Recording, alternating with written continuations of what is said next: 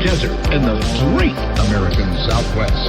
I'm Art Bell. Slamming into your radio like a supercharged nanoparticle of unobtainium. My name is George Knapp.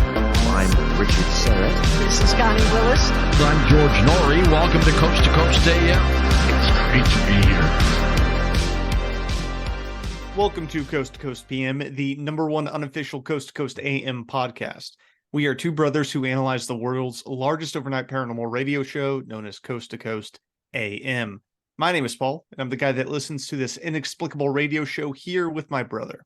Hey, it's Chris, and boy, am I ready for another great episode of Coast PM for our Coasternauts, Paul. Me as well, Chris, although we do have a bit of sad news to share with the audience. So y'all may or may not have seen, but guest host Ian Punnett died on December 22nd, 2023, which I think both of us were very sad to see. It's a real shame. You know, I think some of my favorite episodes were the Ian episodes. I mean, we kicked off the whole show with an Ian episode. Yeah, we kicked it off with Jason the Horse, which is Ian's boy. Yeah. And I don't know, man. I love Ian. He was probably my favorite guest host. I think I like him even more than George Knapp. So I'm really sad to see it. He was great at his job. He'd been on Coast on and off since 1998. Wow, dude. So he's been here for a long time. Yeah, he's been doing it for a long time. Dude had a master's of divinity, a PhD in journalism, and he taught at Kansas State University as a professor too in journalism. So overall, cool dude, did a lot and crushed the radio. So we're gonna do an Ian Punnett episode from October 19th, 2019 with Peter Levenda about how HP Lovecraft actually got a lot of stuff right, because I thought that would be kind of a fun thing to do in memory of Ian. Thanks, Ian, for all the good listens, man. He was the man. You. Well, Chris, enough sad stuff, because this is going to be a fun episode in honor of Ian. Want to get to some fun Coast to Coast AM blog with our good boy Tim Banal. Tim time. I'm thrown off right now with the sadness from this, but we're going to make it through. All right. So today's article. A Sparomancer reveals 2024 forecast. Paul, what is an Sparomancer? Oh, you're about to find out, Chris. Okay.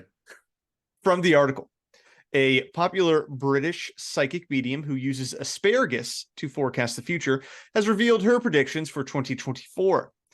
Affectionately known as the Sparomancer, Jemima Packington's process involves tossing a bundle of vegetables into the air and then divining forthcoming events by observing how they land.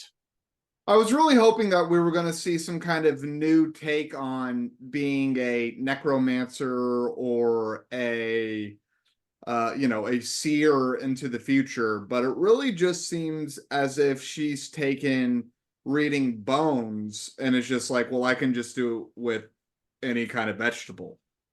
That's what casting lots was, right? Where you did that like with sticks. Yeah, it would be cooler if she was actually communicating with the asparagus, like the souls of the asparagus were telling her things. I was hoping that they were going to still be on the plant, and so it was going to be a much more like, I'm sensing the vibrations of the plant coming to me. That could be cool as well. I think that would be an interesting improvement on veganism, where if you eat enough plants, you can talk to them. Yes, so you gain every plant you eat, you gain a little of the power from the plant. +1 plant power. Her unique technique has made her something of a celebrity in England, and she has been credited with predicting both the election of Donald Trump in 2016, as well as the passing of Queen Elizabeth in 2022. She could have done really well on the betting markets. Honestly, she could have made a little bit of money. I wonder if she is. I mean, how else do you become famous as the Asparamancer? Are you allowed to bet on when world leaders die? I feel like that could get you in trouble. You have to be able to. You have to be able to. That's got to get you on a list. There's got to be some kind of betting market for it for sure. Yeah, I found a lot of weird betting markets that are technically legal, which is kind of fun. That's what I'm saying. Anything that you can bet on is being bet on currently. Yeah. With another new year upon us, Packington recently performed the annual asparagus toss and has issued her forecast for 2024. She only does one asparagus toss a year. Yeah, I mean, listen, you can't overdo the asparagus toss or it's going to lose its value. Right. So you get one toss and you can divine all these different questions from the way one bunch of asparagus is tossed. See, and that's she knows how to build this up, right? Because it's the same thing that they did with A New Hope, Star Wars 4. You know how many times you saw the lightsaber, Chris? 3 scenes. Lightsabers only in 3 scenes because they were savoring it. You know, they were making you wait. You knew it was there, but you didn't get to see it. It's an interesting opinion. Let's keep going. All right. While a fair number of predictions reportedly put forward by the Asparamancer are admittedly rather vague, such as regime change in countries around the world and turmoil in the Middle East reaching a breaking point, she did provide a few particularly specific prognostications. I love, there's going to be turmoil in the Middle East. You don't say. There will be a war somewhere.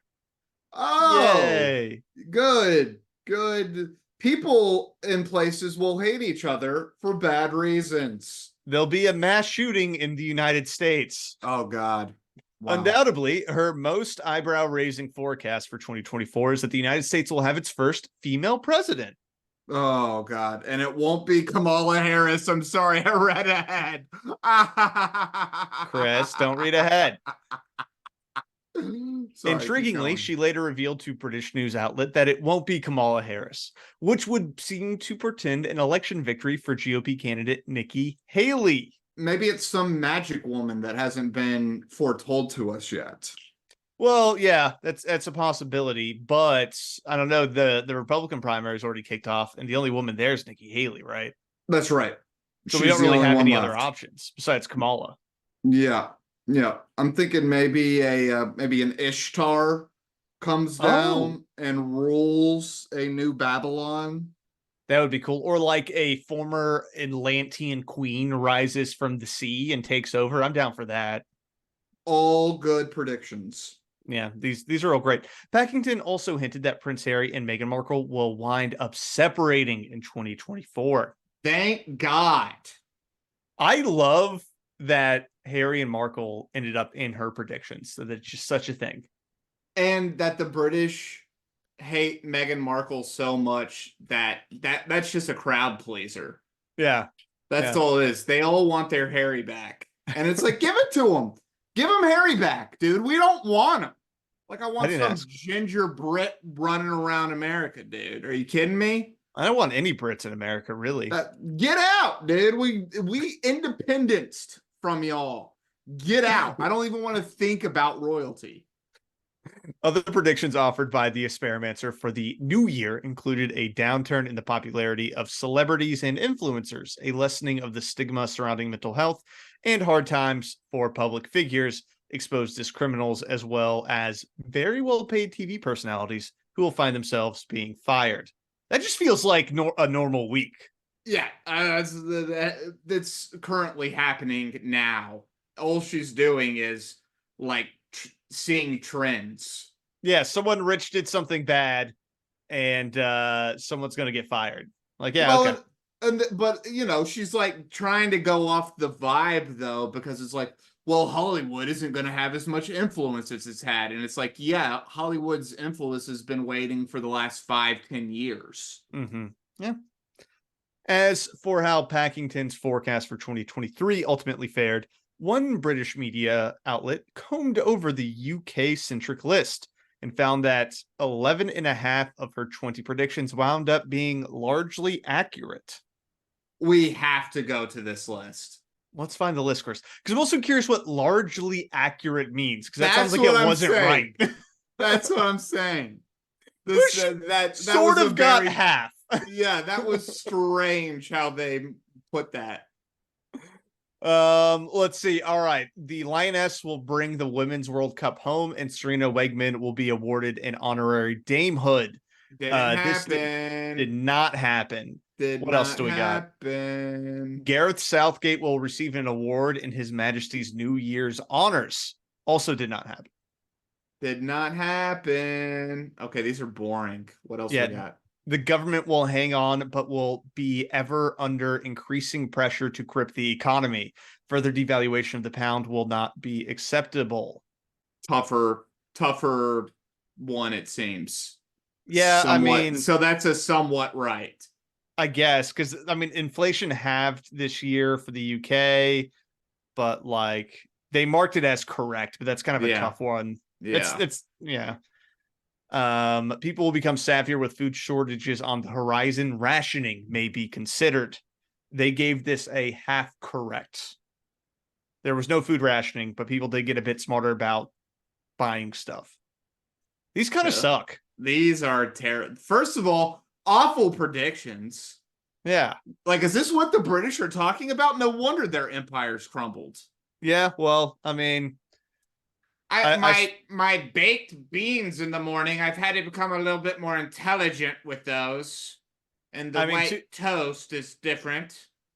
To be fair, I spent last night watching a show called Is It Cake with my wife, so I don't know if I'm that much better than the British at this point. Well, that's you personally. Not all Americans are like you. Some of us are doing productive things with our time, like playing Fortnite. Can I just say Is It Cake is a great show, though? I do recommend it. It's silly. It's so silly. It's really enjoyable. But Chris, that will be our article for today. You ready for some housekeeping? Absolutely. Support the show at Coast to Coast PM's Patreon. That is patreon.com/Coast to Coast PM. It is the exact URL that you would think it would be. You can sign up as little as $2 a month to help us pay our podcasting bills and keep us on the air. You can reach out to Chris on Reddit, or Coast to Coast PM. Check out that subreddit. We got hundreds of people there. Hundreds have signed up for the subreddit already. You can reach out to me at c2cpmpod@gmail.com. That will be in the show notes, and all those other links will be in the show notes as well. Did I miss anything? You got it.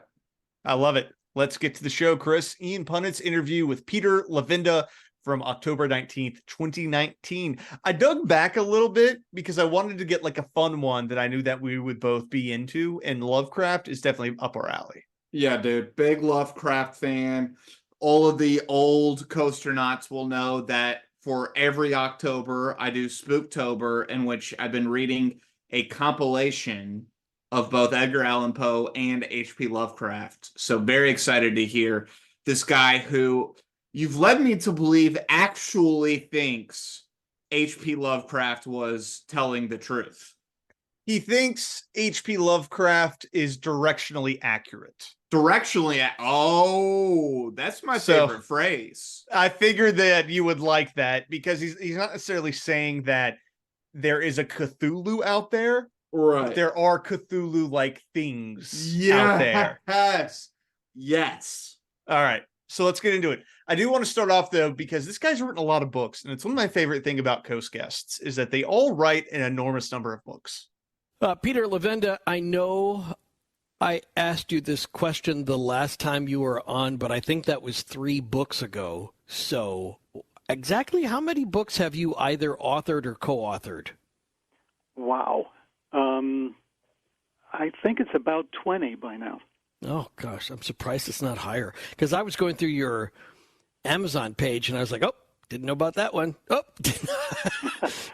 Yeah, there's been a lot, especially in the last 10 or 12 years. I've put out a book or two a year. So, yeah, it's been pretty hectic. And, you know, getting involved with the Tom DeLonge stuff as well added another 3 books. Exactly.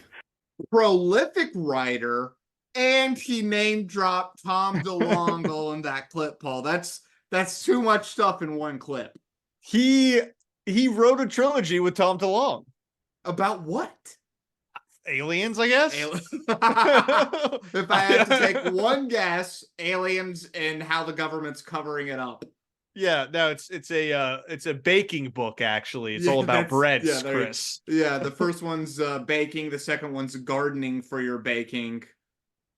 Third one's mycology. The books are called Gods, Man, and War, An exceptional examination that plays the role of an intellectual Indiana Jones, expertly guiding readers through crumbling vine-laden Mayan temples, the stunning iconography of the ancient Egypt and esoteric creation myths of the antediluvian India, Africa, and China. Written by Open Minds 2017 UFO researcher and critically acclaimed producer Tom DeLonge with renowned researcher Peter Levenda. Oh, so it's kind of like a adventure story. Dude, if we ever do a real sit down book club, that's got to be high up on the first series that we do in the book club. That may be number one because I really want to read this guy's books.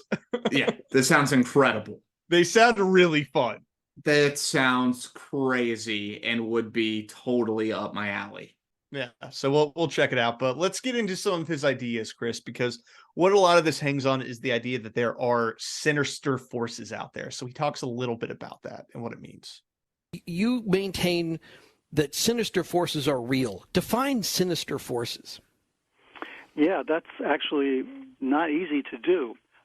We can sort of define it through the actions or the evidence for their existence. Sinister forces is a kind of a trope. I mean, it's been used as a phrase, as a catchphrase by a lot of different people, political people quite often, or military leaders have used the term sinister forces when they want to draw your attention to something they can't quite put their hands around or their head around, but they know it's there.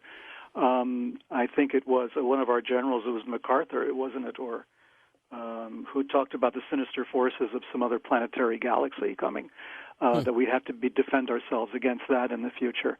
Sinister forces, even in the Pink Panther movies, are referenced.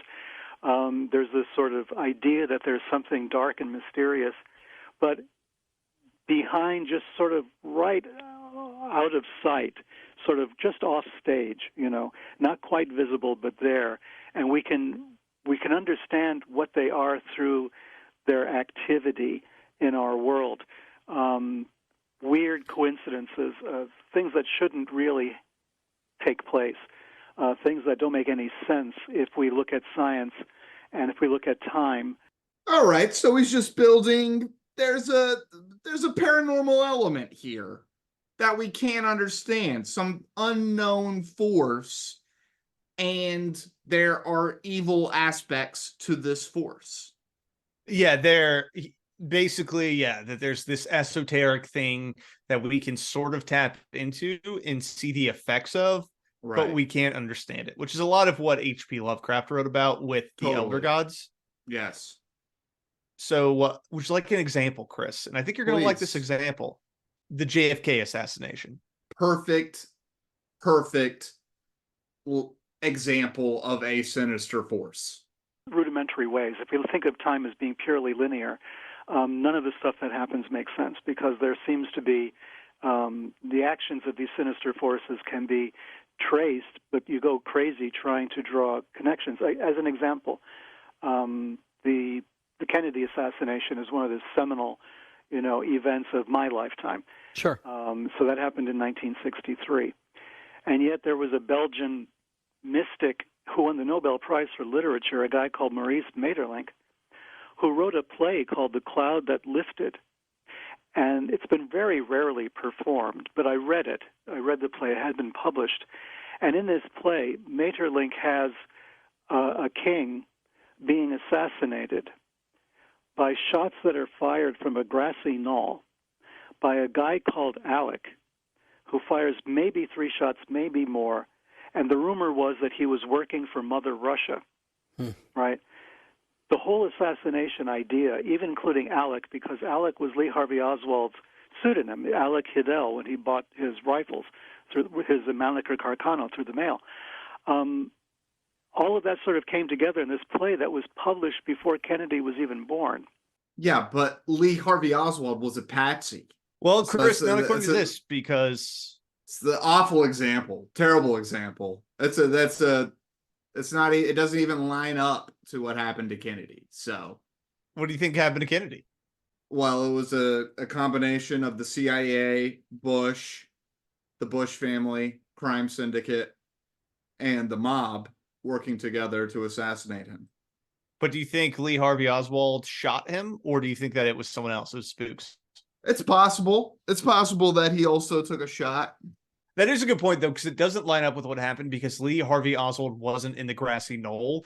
The second shooter would have been in the grassy knoll. Right, exactly.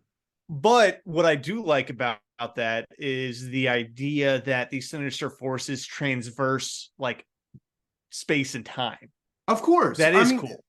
It's funnily enough, it's very close to South Park's Imagination Land.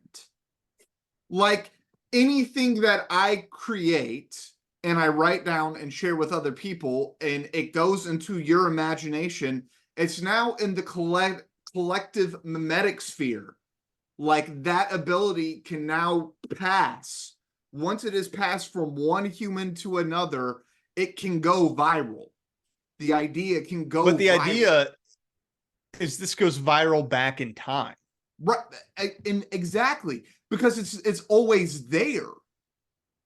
It's always there. Once it's been spread to humanity, it is always there. And again, this can be positive or this can be negative.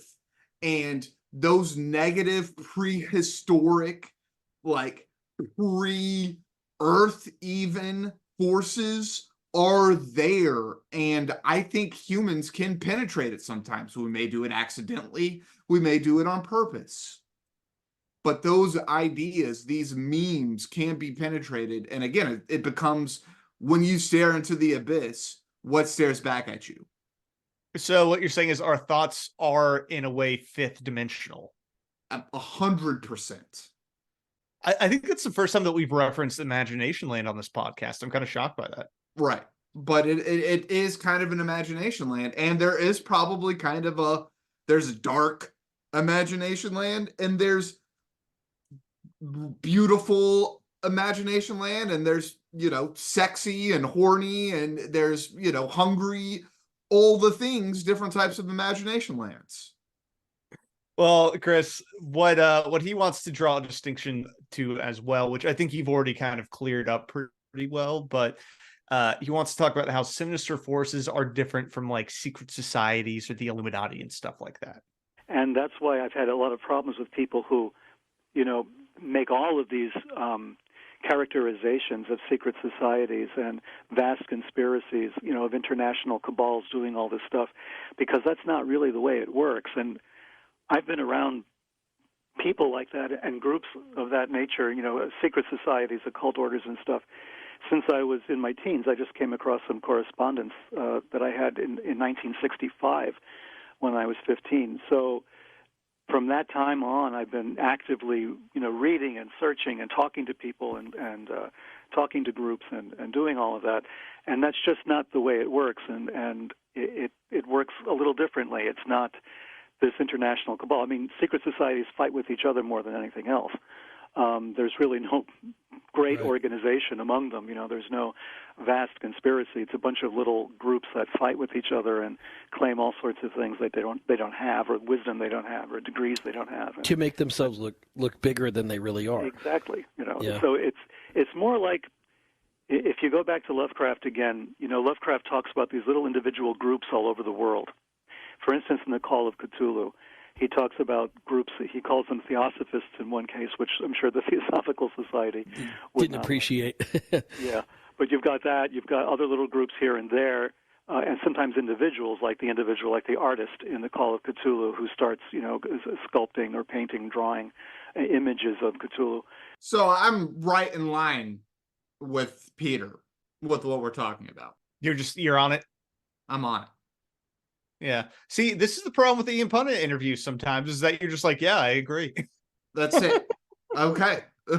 Yeah, okay, nailed it. Yeah, Peter, you got it. Yeah, all right, not bad. Not bad. And Ian always asks the follow-up questions that you're thinking as well. That's why I loved him, is because I'd be like, wait, that doesn't make sense. And Ian would call it out. But he also teases out some really interesting tidbits like that. But I did love his explanation of secret societies as kind of lame, because they're kind of lame. They are lame. And I was in one in college, and it was kind of lame, to be honest. It was pretty lame. I've said this for, it's just theater kids. It starts with elites being bored, very rich people being bored and being like, well, let's dress up and play magic. And that I is think 95% of all secret societies. It's bored rich people playing magic. I think like in 1880, it would have been cooler where everyone was really into like spirits and the esoteric as a society. But I just feel like it's so much more lame now. Like we're too materialist and it's just not cool. It was probably pretty lame back then, but I think it's substantially more lame now. Oh, I agree with that completely. But again, we just kind of got to put ourselves back in that time. I mean, they were like dressing up in masks and capes and talking about Roman gods and weird mythology. I mean, it's nerd stuff. Yeah, masturbating in front of owls. It's nerd stuff. Mostly a lot of jerking off in front of your buddies. They really like doing that. They really liked doing that for some reason, and I don't get it. The Mesopotamians and stuff liked the public sex as religious happening. Maybe there's something to it. I don't know. I guess I wasn't born into that kind of hedonistic culture that many of our elites have, where they don't have any morals and they don't have any spiritual beliefs and they're dead inside and everything is just meant to be used, and they're leeches that suck the life force out of everything. I just don't have that inside me. Yeah, and to be clear, I never engaged in any sort of public masturbation or witnessed public masturbation. So I just wanted to make that clear during my secret society time. Yeah, I was going to say the NDA they made you sign at Cal Burke. the blood pact. yeah, that's pretty much like written on your soul, right? Like, I never did any cum stuff. That's the first oath you have to take, is that you can't share that. And you were doing it every day, Chris. pretty much. You were doing it every day. Let's change the subject. Back to Lovecraft, Chris. So let's talk about Lovecraft being kind of racist. I was going to say he was kind of racist and very much a homophobe. So yeah. And actually, kind of racist is an understatement. That's a huge understatement. He was very racist. So Ian asks him, because they're talking a little bit about how Lovecraft sees evil, right? And the idea of like, is evil based on someone having evil intent, or is it based off of like the repercussions of your actions? I may not have intended it, but it was, still evil. So basically what Ian's talking about is like, how do you deal with this racism along, his books and his general ideas of evil, and kind of what can you take away from him? Lovecraft is an awkward inspiration in that conversation for me, in a way, because of so much. Obviously, his racism was so profound, and he was completely focused on white Anglo-Saxon Protestants, in particular, the waspy notion of some perfect past, something that we attained, and that's why any person of color or Jews or even Catholics or Slavs or anybody, they were a threat to the white purity as he saw it. And so that analogy he created about the other races and how they are mixed race, they're muddy, they're not pure, the opposite of what we had once been. I think it's hard to look at that and say that he had true insight onto what is good or evil, because of his own lens was so colored with such cruelty to people who aren't him, to the other. Can you touch on that? Heavy question by Ian. I'm telling you, he brings the heavy hitters. I had to put a pause there just so we could absorb the question for a second. Let's absorb the question. Can you be a thought provider on morality if your morals are messed up? Yeah, or that questionable, because he wasn't just like a little racist. He was like full on racist. You know what I mean? He leaned into it. Doesn't he become much less racist over time, though? I think there is an argument made by some people that he eased up, but I don't know if there's a ton of evidence for it. His most racist writings, where he actually like wrote aggressively racist materials, I think were when he was younger, but I don't know exactly what they base that off of. You know what is So also pretty funny about all that too is that he was like a New Englander. and a really poor New Englander. Right. So it's like, how did you become so racist? I don't. You're It's like just preaching racism. Yeah, but it is a difficult thing with Lovecraft, because I do love his mythos. I think it's awesome, but it is It's difficult totally to contend crazy. with Right.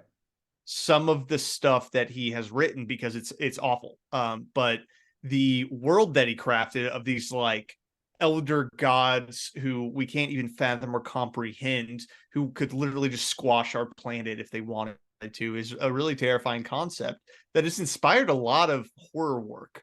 So that's just something I've always had difficulty with Lovecraft, where it's just like separating the man from the work almost. I was I gonna don't know. say, can you love the art and not the artist? And I just want to believe you can. I really I want think to you can, believe yeah. you can love the art and not the artist. Michael Jackson's music, love it. Would I have wanted to allow my children to stay at Michael Jackson's house? Never. Yeah, that's fair. Well, Chris, do you want to hear what Peter's Would I let HP Lovecraft raise my children? No. Not gonna happen. Am I gonna read his scary stories at Halloween? Absolutely. And guess what? I'm gonna stay away from the most racist stuff. Well, the racist stuff are labeled "this is racist." Essentially, you'll know in the short story. You'll know pretty quick. You'll know from the title. It's not easy to avoid them. And also, they don't publish them. Yeah. They don't put them in the anthologies. I'm HP Lovecraft, and this is super racist. That's basically what he did. Lovecraft. That's basically what he did. All right, so let's hear Peter's response to that question. No, sure. I mean, I have no problem at all with what you're saying.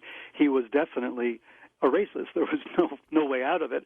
And people have tried to kind of explain that away by saying, well, he was a product of his time.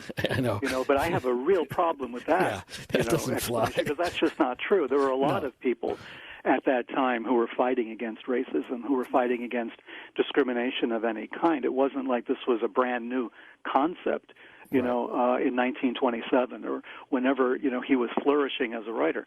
So, yes, he had to have been conscious of the fact that his point of view on things was bordered on evil itself.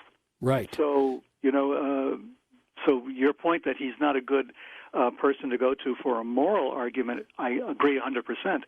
But I think when we're talking about evil, are we only talking about evil from the perspective of human morality?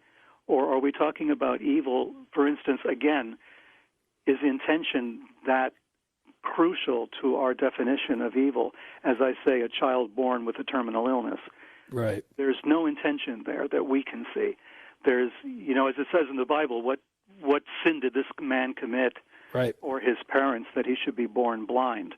Right. Even in the New Testament, 2,000 years ago, they were struggling with this concept that there's evil and there's a different kind of evil. There's like an evil of a different category of things that are so hateful and evil that happen to humans over which they have no control, not their biases, their prejudices, not their violent instincts or anything else, just evil that just happens. And where does that come? I don't know if this is the point that Peter was trying to make, but it's a thought that came into my head. Wouldn't you want to go to an evil bastard to understand evil? That's a good point. I think... Like, are you going to ask the nicest person you know how to be mean? Yeah, but I think it's different if you're like, are we accepting his ideology of evil, or are we using him to understand evil? Because, like, if you go to, I don't know, Is Charles Manson dead yet? I don't know. Probably. I don't know. Go to him to try and like understand evil would make sense, but not accept what his foundations are. It's more like using his ideas of how he sees the world to inform your decision potentially. Does that make sense? So, right. So I wouldn't believe that the Beatles were telling me to go murder people because there was a race war about to happen and we were to go underground once the race war happened and then we would come back up and repopulate the earth. I don't believe that, but I am going to learn from how he got other people to believe that, even though that's not really what they believed. It was all made up by a lawyer. So you see what we've done? You can't believe anybody in anything because we're all immoral. There is no reality, Chris. It's all what we decide it is in our own little brains. But I think it's interesting because I think what he was saying was, you know, Ian's concern is that Lovecraft was kind of defining evil as this like other outside thing that's scary and we can't control it. And he was drawing a parallel to the racism of Lovecraft, of like these other groups are bad and I should be scared of them. It goes hand in hand, right? It goes hand in hand. Yeah, versus Peter, who's basically saying like, no, we can separate out the racism from the sinister forces because it's like a completely different esoteric giant thing. So I don't know if I totally agree with that, but it was a fine answer, I think. It's the same fear. It's just colored different, right? Yeah. Quite literally, too. Yeah. Well, and then also he has the color of outer space, which is where our color comes down. Ooh, man, wait, I'm rethinking some of these stories now. I'm telling you. I think the race. Shit. Yeah, dude. I think the race stuff may be pretty integrally tied to everything Lovecraft wrote now. I think it may pretty much be all pretty darn racist. All right, I'm gonna have to deal with this at a later time. Let's keep going through. Let's keep going through this, Chris. Yeah, I think he may be talking about immigrants and people of color the whole entire time. Maybe. Oh shit. All right. Well, all right. Let's keep going. What do sinister forces want, Chris? Let's find that out. When we say a sinister force, what is the intent of the sinister force? What is the, again, not anthropomorphizing it, not playing it out like it's, a schmersh or, anything that, right? But what is the intent of the sinister force? What's its motive? I think the reason why we consider it sinister is because we don't know the motive. And because we don't know the motive, we don't know where it's going to lead us, right? We don't know if we're going to benefit or we're going to be the victims of it. That's why we call it sinister. It's something that's powerful, it's menacing, and it's in our world, and we can't control it, or we don't know if we can control it because we don't know enough about it. But we know it's here, it's moving through our reality, and it's causing these changes to take place. But because that force operates on a different level than we do, we cannot anticipate the outcome. And if we can't anticipate the outcome, we can't thwart it, or can we? How do we thwart it? The only way to thwart it is the way that's probably the most dangerous of all, and that is to understand it. And the only way to understand it is to somehow bring yourself to that level, bring yourself through so that you make contact with it, or you make contact with its world, which has been the goal of occultists and magicians, down through the ages. The idea of we know that it's there. How do we make contact? How do we understand it? Can we manipulate it? I disagree that we can't understand what its motives are. Do you think that we can figure it out? Absolutely. I think it's very simple. I think it's the same as a cancer or a virus. It's to produce, to spread, to feed. Like that's it, it's going to be, look at all the 7 deadly sins. Like all those, right? It's all about like getting you more of bad stuff. And so that's the motive. Yeah, but what I like about that idea from a story perspective, right? If we're just thinking about like Lovecraft and telling stories as opposed to reality, is that a being that we can't fully comprehend, we can't understand its motives is freaking terrifying. Yeah. And it's the same reason why in horror movies, which I love scary movies, they are only scary up until the third act hits and you see the bad ghost or the bad ghoul and it becomes tangible and they like figure out how to fight it. And once it's tangible like that, and once you understand its motives, and you can actually see it and they can interact with it, it's substantially less scary. But when it stays esoteric and it stays unknowable, and I think that's what Lovecraft did, was that these things were never really revealed in his writing. You never really understood like what was going on or how to beat something, and it wasn't really possible to beat these things. And that's what gave it so much weight and what makes him terrifying. I agree in the literary sense, that's what Lovecraft was doing, but we're trying to take Lovecraft and apply it to the real world.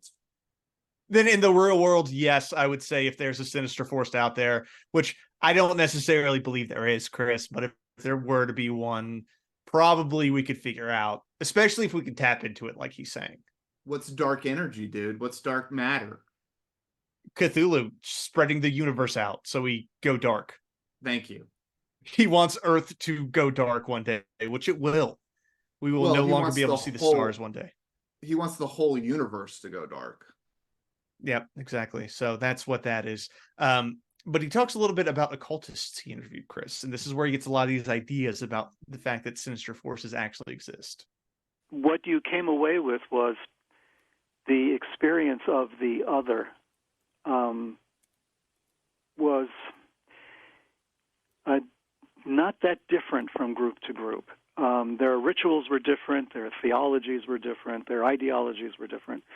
But when it came to actually having a confrontation with the other, whatever you may want to call it, gods, demons, or spiritual forces or whatever, the reactions were pretty much the same. You could have set up a situation in which, if you were involved in one of the witchcraft covens in those days, you were worshiping a horned god and a lunar goddess, right? These were the two primary forces that were being invoked. And that could start off very sort of nicely, almost in a bewitched kind of way, or bell, book, and candle kind of way. And then eventually it would get darker. And there would be a presence. And I got this in different places from different groups. There would be a presence. There would be suddenly, everything would shift. There would be a change in the atmosphere. A horned god and a lunar goddess. Is it bad that I want to experience a sinister force like that? I kind of want to see if the room temperature and the pressure changed. That's kind of baller. That's pretty cool. That's pretty awesome. I've never had my god do that. No, I want to sit down in the middle of a giant spooky pentagram made of chalk and salt with a bunch of black candles around me, and I want someone to bring up a horned god. Yeah, or the lunar lunar goddess. Is that too much to ask from the world? The lunar goddess actually, that's probably better. Pretty nice. Yeah. I should go lunar goddess or like Atlantean queen. I should probably keep it safe. Yeah, keep it safe. But it would be interesting. It would be an interesting experience. I'll say that much. Yeah. Well, Chris, now that we know a little bit more about Peter, do you want to hear from some callers? Yeah, what did the callers have to say about all this? I can imagine that we're either going to get people who are super into it or kind of ticked off. Yeah, so with our first one is curious about whether it was dangerous to infiltrate cults, but in coast to coast caller fashion, they get a little lost in the question. So let's listen into that one. Of Robbie the Robot, I believe, too, right? East of the Rockies, Joe is in Long Island on Coast to Coast AM. Joe? Peter, two quick things. One, in the 70s, you're around these people, which is Satanists maybe. Once they identify you as a non-participant, are they going to direct some ire towards you for not participating? And then with movies, such as Game of Thrones, all right, there's people that are sinister, walking all over people, but they don't seem to identify the players. Like Ariel stabbed 10-year-old girl, I believe that was the character, stabbed the guy. They would never anticipate someone like that doing that. So they seem to miscalculate within their sinisterness as to who might do what in return. And the thing at the end, it was at the very end of that movie was interesting. First, they couldn't get out. The helicopters, didn't work. And then the electricity went off.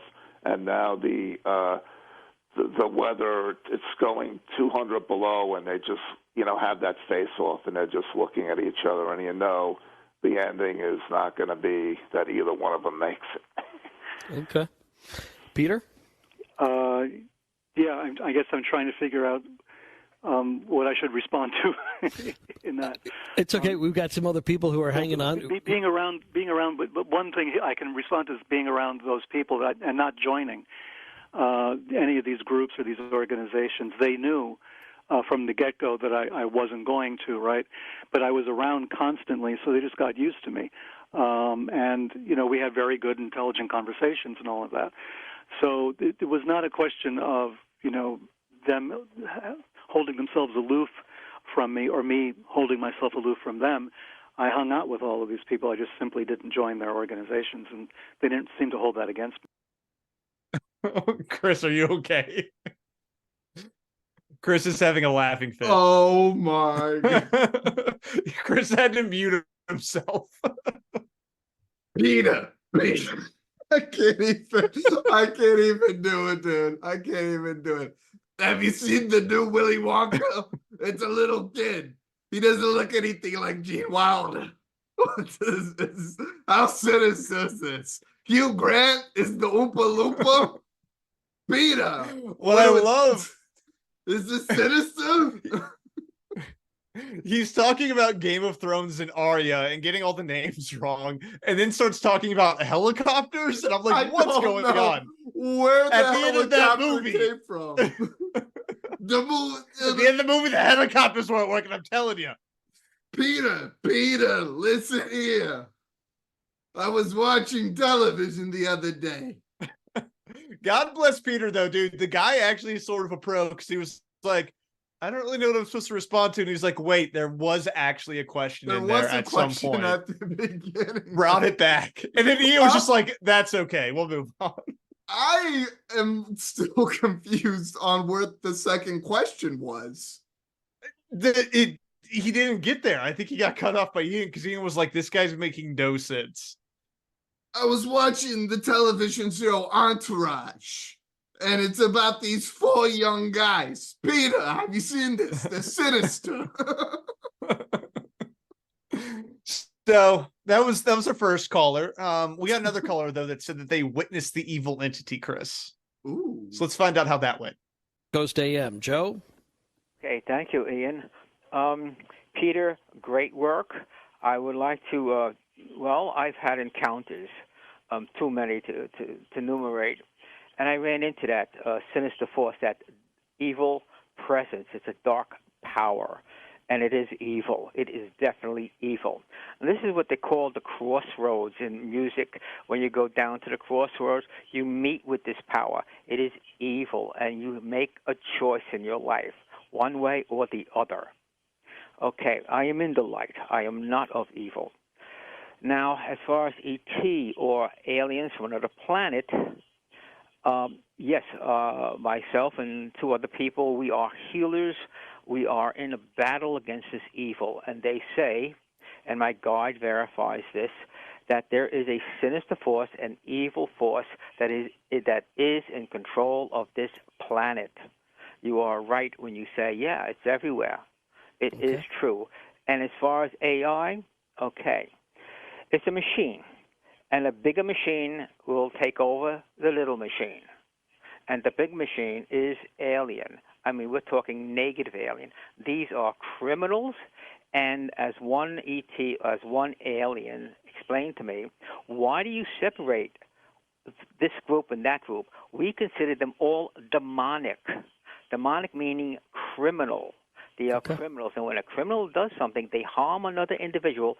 This force obscures the light of soul. This is the definition of evil. When the light of soul is obscured where there is no love, and that light is out, they act in accordance with.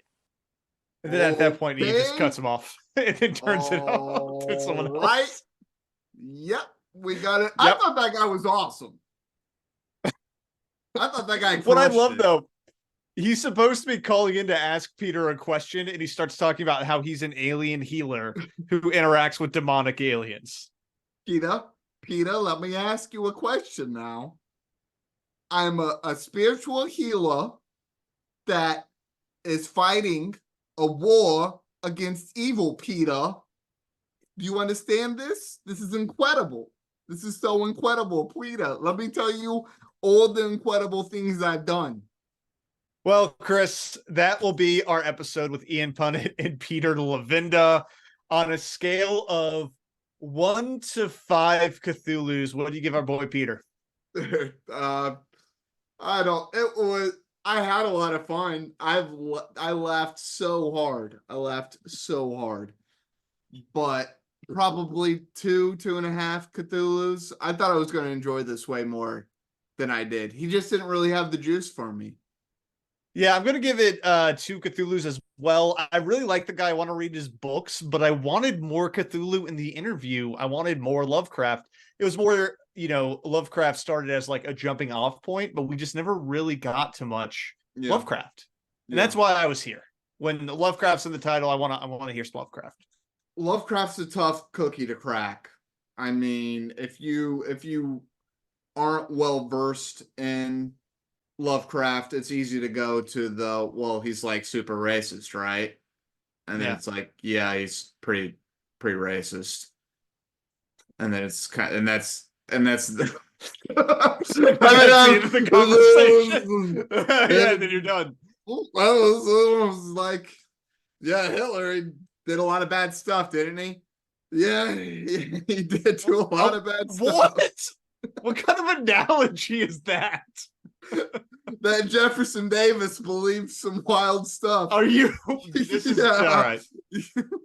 Pretty wild. I don't think we're defending Mein Kampf though versus us reading Call of Cthulhu. I think there's a bit of a difference between Lovecraft and Hitler. That Pol Pot was a goofy guy, wasn't he? I'm going to have to cut this off now. I was going to have some more banter at the end of this episode, but you're going off the rails. That Mao Zedong had a couple of strange beliefs, huh? Hey, say what you want about Mussolini. The trains ran on time. I'll tell you what. Well, Chris, I guess that's the episode. Do you have any final thoughts here? That are not dictator related. I'm still going to keep on doing my Spooktober routine. This didn't really change if I was going to stop it or do it. So take that, Coaster Nuts. All right. Well, that has been this episode of Coast to Coast PM. We will be back with more Coast next week. Thank you for listening. And Ian, we love you, man. We hope your family is doing okay. God bless. All conspiracy all the time. Later.